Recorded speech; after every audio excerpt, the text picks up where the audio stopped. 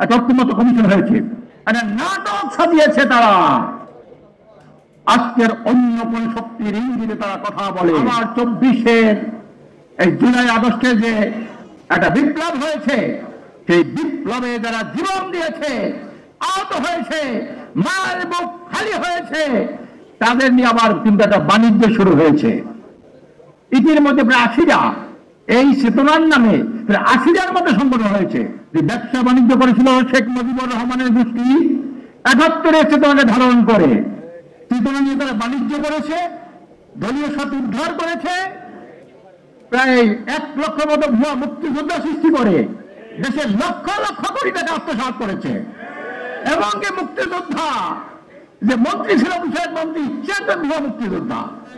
আজকে আমি ধন্যবাদ জানাই জামাত ইসলামকে, এই শহীদ পরিবার নিয়ে তালিকা নিয়ে, আহতদের তালিকা নিয়ে ব্যবসা বাণিজ্য না করতে পারে সেজন্য একটা দলিল প্রস্তুত করেছে। এই জন্য তাদেরকে আবারও ধন্যবাদ জানাই।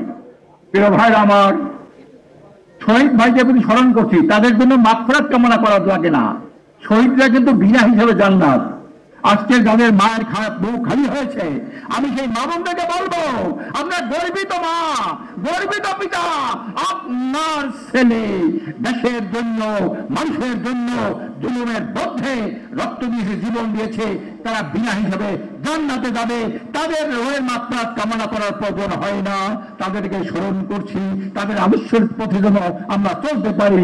এই প্রত্যাশা তো 71 সালে অনেক প্রত্যাশা ছিল, 90-তে অনেক প্রত্যাশা ছিল, এখানেও প্রত্যাশা আছে, কিন্তু প্রাপ্তি খুবই নগণ্য। প্রত্যাশার তুলনায় প্রাপ্তি আমরা যেটা পেয়েছি বিগত দিনে খুবই নগণ্য পেয়েছি আমরা। কাজী প্রত্যাশা সাথে প্রাপ্তির সমন্বয় কখন হবে?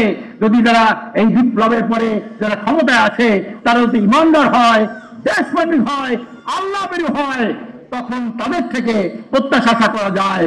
আর যারা আগে যাদের মধ্যে আন্দোলন হয়েছে, বিপ্লব হয়েছে, ফ্যাসিস্ট আওয়ামী লীগের মধ্যে পরবর্তী যারা ক্ষমতা আসবে, তারাই যদি আবার আওয়ামী লীগের চরিত্রবান হয়, এর থেকে কিছু আশা করেন না। ঐক্যমত্য কমিশন হয়েছে, একটা নাটক সাজিয়েছে তারা।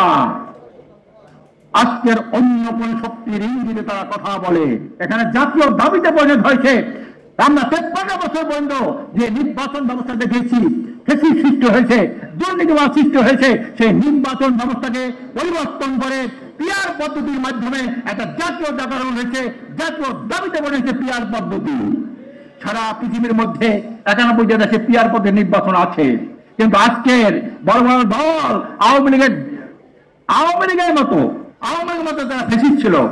আমি একটা কথা বলতে চাই, দেশের রাজনীতি শুরু হয়েছে কি দিয়া? ঐতিহ্য শুনতে পেয়েছি। শেখ মুজিব বলেছিল সবাই পায় সোনার খনি, আমি পেয়েছি চোরের খনি। এটা দিয়ে কিন্তু রাজনীতি শুরু।